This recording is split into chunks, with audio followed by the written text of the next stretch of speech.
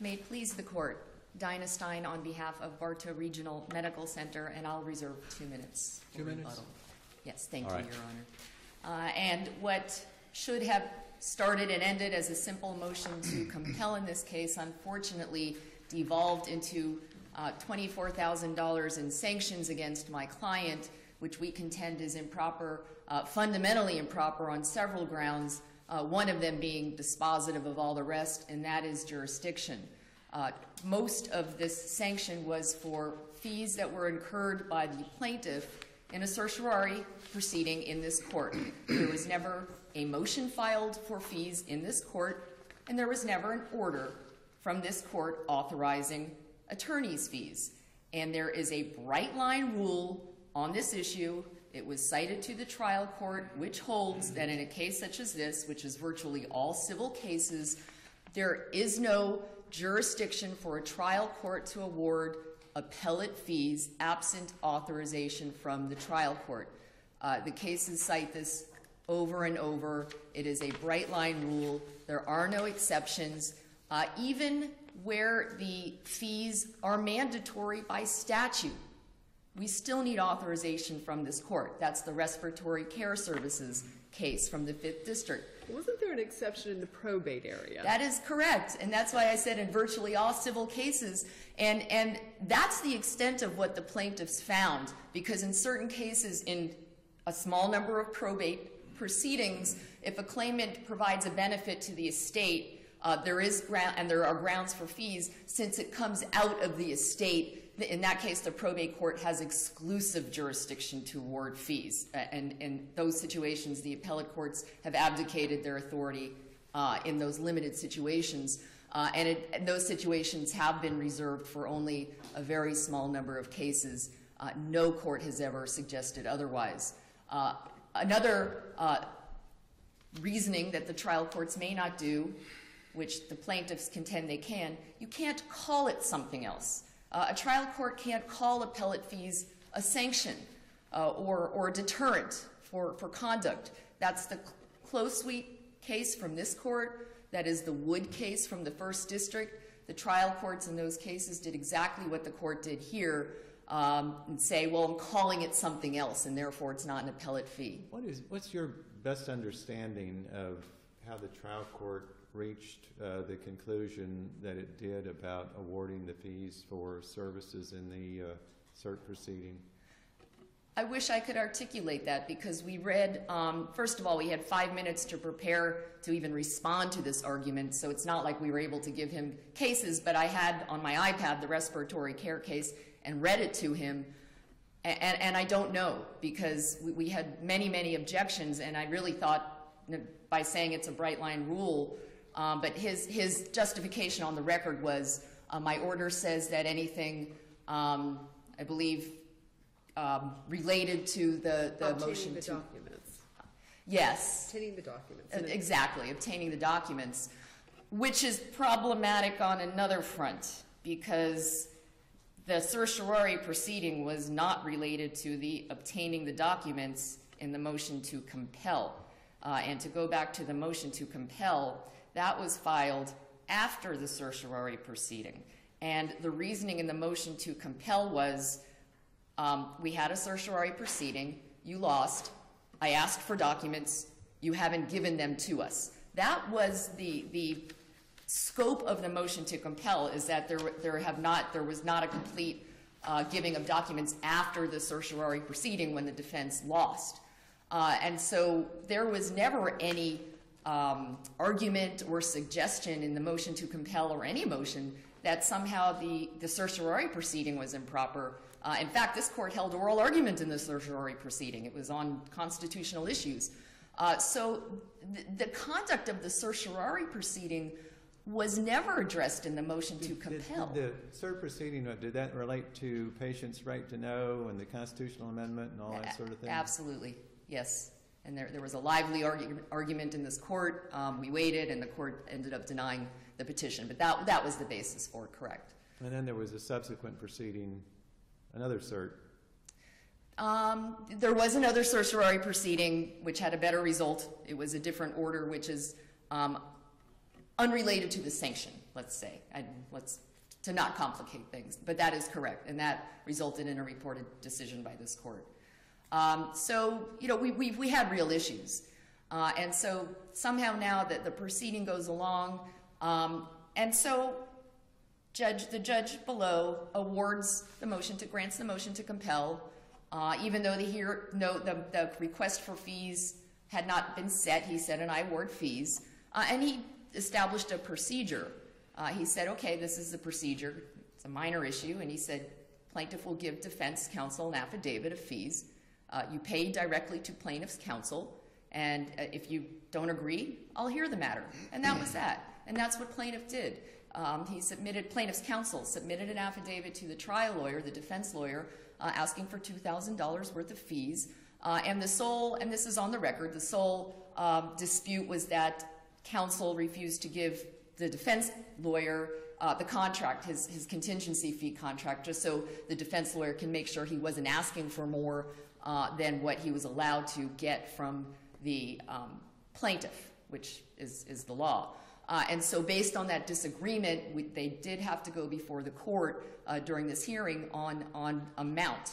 Now, this is the hearing where now 5 minutes before the scheduled hearing, plaintiff's counsel walks in, hands us now a new affidavit, a second affidavit, asking now for an additional $21,000 in fees, not only for the certiorari proceeding, but now another $475 for litigating the amount of fees.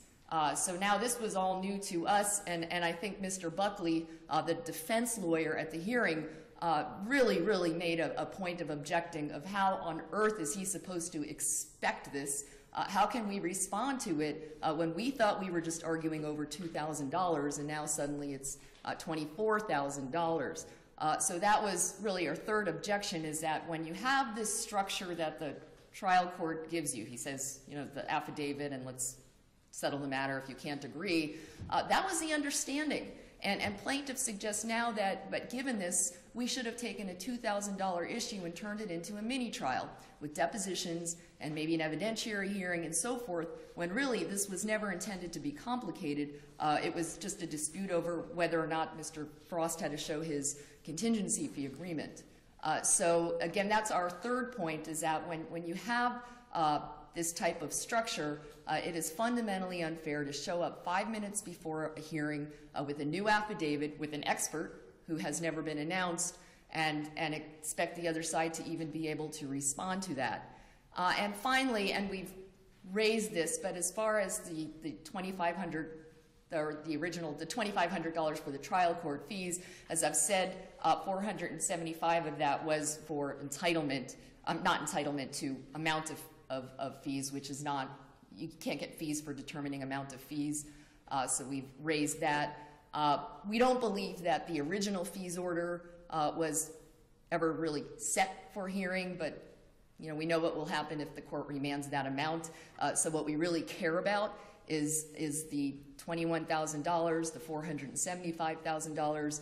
I understand in the grand scheme of things, perhaps in high stakes cases, it may not seem like a lot, but really to be denied due process and treated this way is invaluable to a client to get justice, and that's all we want. We want a fair proceeding. We don't want to have to pay sanctions that were never properly noticed and which, frankly, the trial court had no jurisdiction to do. So the bottom line is, if I understand it, you're objecting to the $21,000, whatever it is, for the appellate fees for the cert. Is that accurate?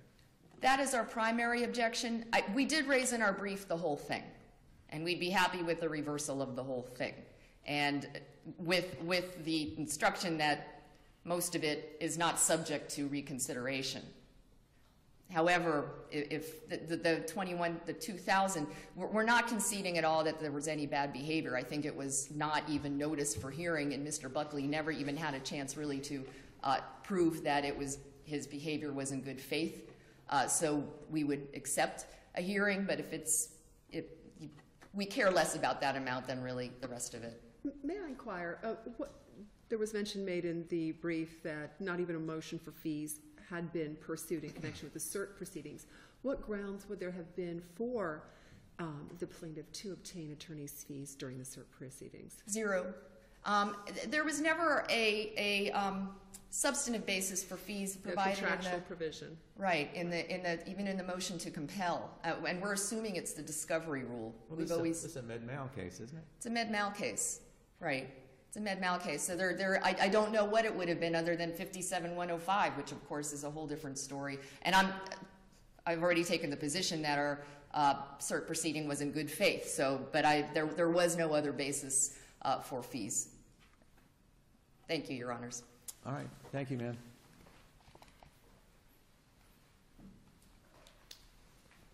May it please the court, John Frost for the plaintiff in the case, the appellee in this case, Ms. Kirkland. This, as counsel has said, started out to be just a little argument about documents. Well, let me tell you the history of this case. Well, I don't know that we need to know the history. Let me just ask you a question. Sure. Did you file a motion for fees during the cert proceeding? No, sir.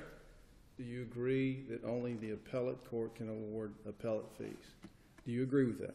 I agree if that's what was done, yes, but Okay. that's not what was done. If you agree to that, All right. you argued to the trial court that you were not seeking appellate fees, correct? No, sir. Yet your affidavit was entitled appellate fees, and every single entry related to preparation, attendance, revision at the cert proceeding. So your affidavit that you swore under oath, and that your expert swore was true, was seeking appellate fees. No. Correct? No, Judge. What it was seeking, what I should have done. Well, let me ask you this. Did you submit an affidavit for $21,000 that did not relate to the cert proceeding? I did not. Then how can you say you were not asking for appellate fees? Here's how I can say it, Your Honor. I guess what we're arguing about is how I listed my time. If I'd have said... No, you entitled it appellate fees. I understand that, Judge. If I can finish on that, if I'd have titled that fees for working on obtaining the documents, then I would be all right, because that's exactly what the trial judge did. The trial judge says, and he specifically says in his order, I'm not awarding these as appellate attorney's fees. That's what the trial judge says. He says, I'm awarding these in order to, these are time spent. So it's just a coincidence that the $21,000 that you list and with great detail that relates to this appellate proceeding, it's just a coincidence that he happened to order that exact amount, but it didn't relate to the appellate proceeding. That's correct, Judge. What I said is I put the wrong, what I should have said is working on obtaining the documents. What he did is... Well, Mr. Frost, yes. I mean, I guess you can call it whatever you want to call it, but if it's for work done in the appellate court, I think it would relate to appellate fees. Wouldn't you agree with that? Well, would it relate to appellate fees? Can it also relate to obtaining the documents? If I lost the cert proceeding, I didn't get the documents. Well, I think most appellate proceedings, particularly ones from non-final orders, relate to something that's going on in the trial court. That doesn't mean they're not appellate proceedings. Well, I understand that, Your Honor, but this judge was specific in the order, the first original order he entered as it relates to what he was awarding fees for. He says in that order, if you look at the order as dated... I know he says it relates to the obtaining of the documents. That was his order granting the motion to compel, but as I read the record and Judge Durance's statements before he ruled, he makes reference to you having to go to the Second District Court of Appeals in obtaining these records. So how can it not be said that Judge Durance contemplated awarding appellate fees? Well, he also said, as you said, this is work I had to do to obtain the documents, okay? Whether you had to go to a different forum. But I had to obtain the documents. I had to do the work. So, Judge, if I'd have listed these and said in my affidavit items that I did to obtain the documents and listed the same exact number and said that, then would that have been okay? His order's okay then? Give us one case that would support your position. There is not one case that supports that position because there's not one case dealing with an order as the order is written by Judge Durrance. Because there's not he makes specific findings in his order. But there is no case along that line, Judge Wallace. No. Mr. Frost, if we take that logic and stretch it out, it would seem to me then all a trial judge would need to do to undermine and kind of do an end run around any jurisdictional issue on fees is to say obtaining the documents. For instance, I think the law is clear that a trial court cannot award fees that were incurred in a bankruptcy forum. And we've been through tough times, and people file bankruptcy, and they go off to bankruptcy court, and the lender's counsel got to go over and fight in bankruptcy court to lift the stay and come back. But I don't think there's any case law that would suggest that the trial court could then go and award those fees incurred in bankruptcy court. By your logic, if the judge simply says in the attorney's fees affidavit, well, that was all in collecting the debt, the trial judge could do an effective end run around the bankruptcy court's jurisdiction. Is that not the theme here and the fear here, allowing the trial court to do end runs around other courts' jurisdiction for fees? I understand the argument.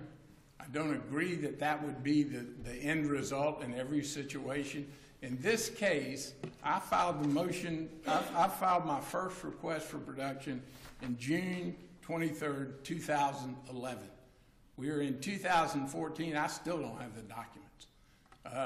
There have been 2 appellate issues. Judge Wallace, you issued one of them. Judge Sleet, you were on that one, that said the judge should have a hearing. So we've had that hearing, and we're waiting for... We're way beyond our record now, so let's not go there.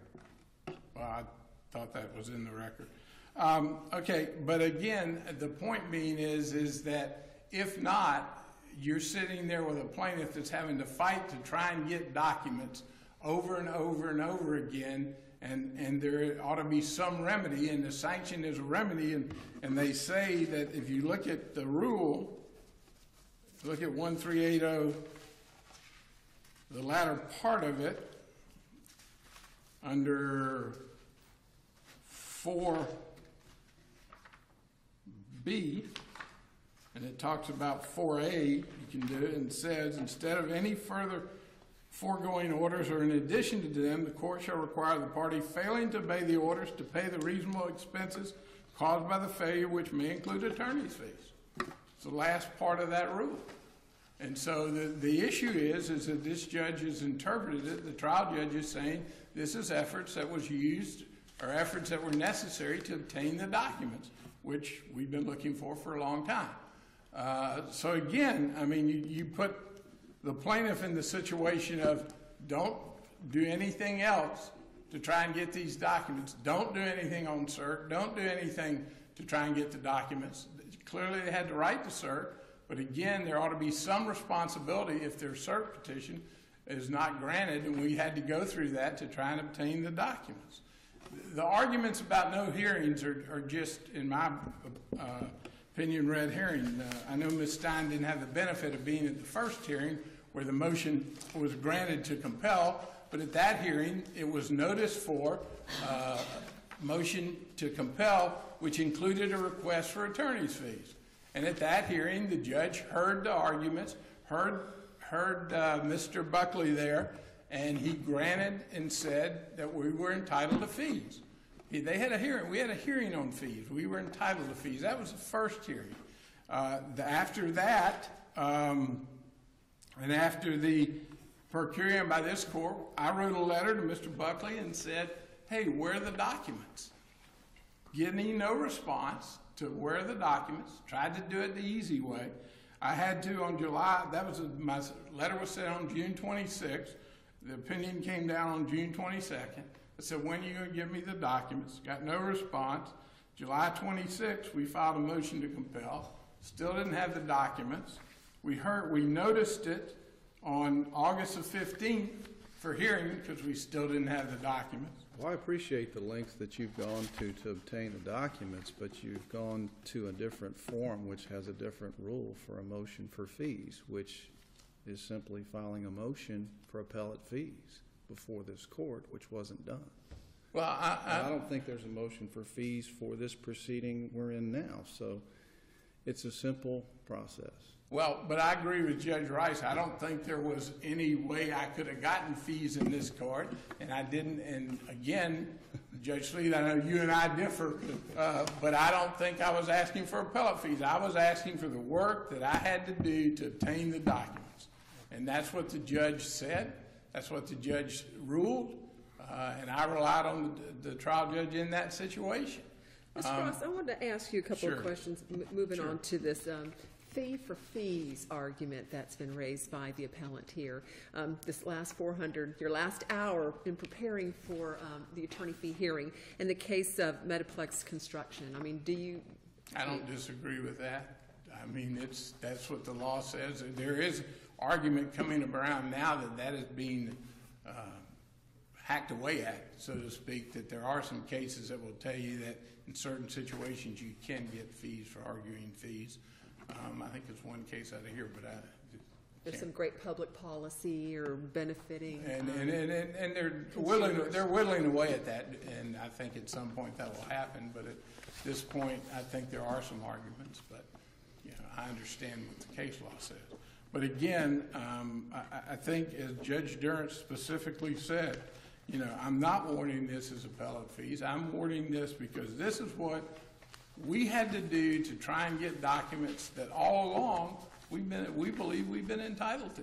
And the proper proceeding would have been originally when this was filed back in June of 2011. The original thing would have been file objections, file a privilege log at that time, and then let's have it heard. But instead, they filed a motion for protective order.